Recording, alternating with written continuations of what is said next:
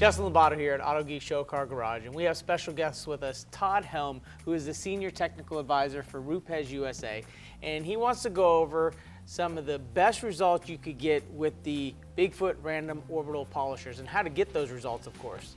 Yeah, this one, Justin's a little bit of a tour de force of my nerdy side. You know, this is something I love to talk about, and so I'm very grateful for you and Autogeek for having me here. Well, you could geek out in the Autogeek garage. Awesome. So I guess I'm going to, yeah.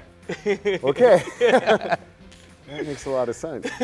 One of the misconceptions with getting the best finish from a random orbital is that we would want to either let it whip across the paint or jewel the surface. A lot of guys who are familiar with a rotary polisher are trying to mimic that style of technique with a random orbital, and it really is a different tool. There is a misconception also in the industry, because the random orbital is so safe, that it is a beginner's tool. And what we find is, even though it's safe, if I take a rotary, for example, and I squeeze the trigger and I change the speed, that's really what I have an adjustment on. The pad always rotates at the same way. If I have a gear driven, it makes a star-like pattern, but regardless of the speed and the pressure or whatever, it's always making that star-like pattern. So I can't affect the pattern of the tool, and therefore the pattern of the tool is set by the manufacturer, right? Correct. With a random orbital, it actually varies because you have two separate movements that are not connected. You have the orbital action and the rotational rate. And the orbital action is controlled by the motor. The rotational rate is controlled by a lot of external factors. And what I want to talk about today is, how do we use that ability to alter the pattern the pad is making on the paint to get the best finish? So one way that we would say is incorrect is turn the tool speed down to 1 on one example and hammer down on it. So what we're doing is stalling the pad and getting 0 rotation, but just orbits. Yeah, and you're literally going to get this movement. Yeah. And we know instinctively that's not the best way to get a good finish, but the technical reason is because when you do this and you have a single action movement, you're losing the crosshatch. You're losing this pad's ability to kind of change the scratch's direction constantly, which is what hides a hologram. You lose that, plus all of those abrasives are now burrowing into the paint at a diameter equal to the orbit size. So we know that that's bad, not to mention pad heat and everything else that comes with it.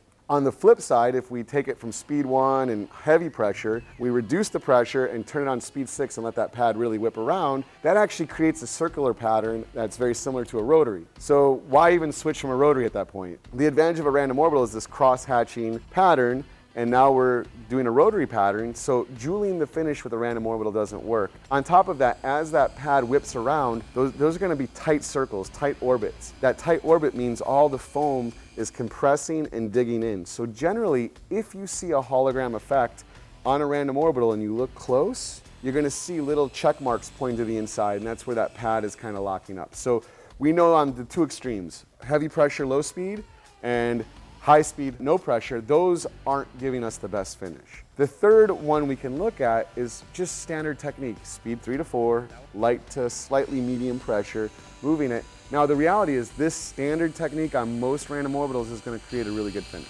I don't know the percentage, will say 93.72564% of the cars out there, you take it, you use it, you get a good result. That's why people love random orbitals. Yes. But on really soft paint, very sticky paint, on let's say under-cured paint, you work in a body shop and you can thumbprint it and everything you do creates a haze, you might try that basic technique and you still don't get a good result, you still get a little bit of pad haze. So now we're going to try something a little bit different. And this technique is actually going to affect the pattern in a way that gives us the smoothest, most linear orbit. We want that orbit to do this. We don't want a tight orbit, we don't want it to whip around. We just want a nice, consistent, we want the velocity of the pad to remain fairly linear, so just nice overlapping orbit. So we're actually going to suggest, and it seems a little counterintuitive at first, but reduce your speed on a Bigfoot Random Orbital to about speed 2, maybe like 2.5, and add just a little bit more pressure than normal. So it kind of goes against what you'd think. Better finish, less speed, less pressure. We're going to actually tell you to increase the pressure a little bit. That helps maintain stability in the foam, so you're translating all of the movement through the foam to the paint, but it creates a nice overlapping pattern. We like to mark the backing plate with a marker, and you want to get about 1 or 2 rotations a second. So just adjust your speed and pressure to maintain 1 or 2 rotations a second. Keep your cycle time short, wipe it off, and that simple technique adjustment is generally how you get the best finish possible with a Bigfoot Random Orbital Polisher. And that will also help you adjust on those finicky paints at all those different levels. Right. Well, and here's something I like to do. My background was in show cars and high gloss finishes, and mechanically, what I mean by mechanically raising the shine is not using waxes or fillers or silicone, but how do we make the surface as microscopically smooth as possible to reflect light? So I actually... Best purity level. Exactly.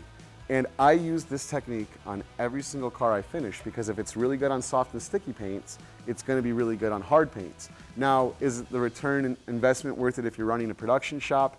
Maybe not. Yeah. But if the goal is simply the highest gloss possible for the system you're using, give this a try. Less speed, 2 or 3, 1 to 2 rotations a minute with just a little bit of pressure, and keep your cycle time short, wipe it off, and enjoy a really, really high gloss finish. I like it. I think that is just another way of being able to take an approach on the standards of using the Bigfoot system, of course, especially with a lot of these softer paints with the different manufacturers, you know, and you don't know these until you operate on them and have to polish on them over and over again. This is another technique adjustment you can make, which maybe keeps you out of that rat race of reaching for every polishing compound you have on the shelf, trying to find a solution when really your technique can do it for you.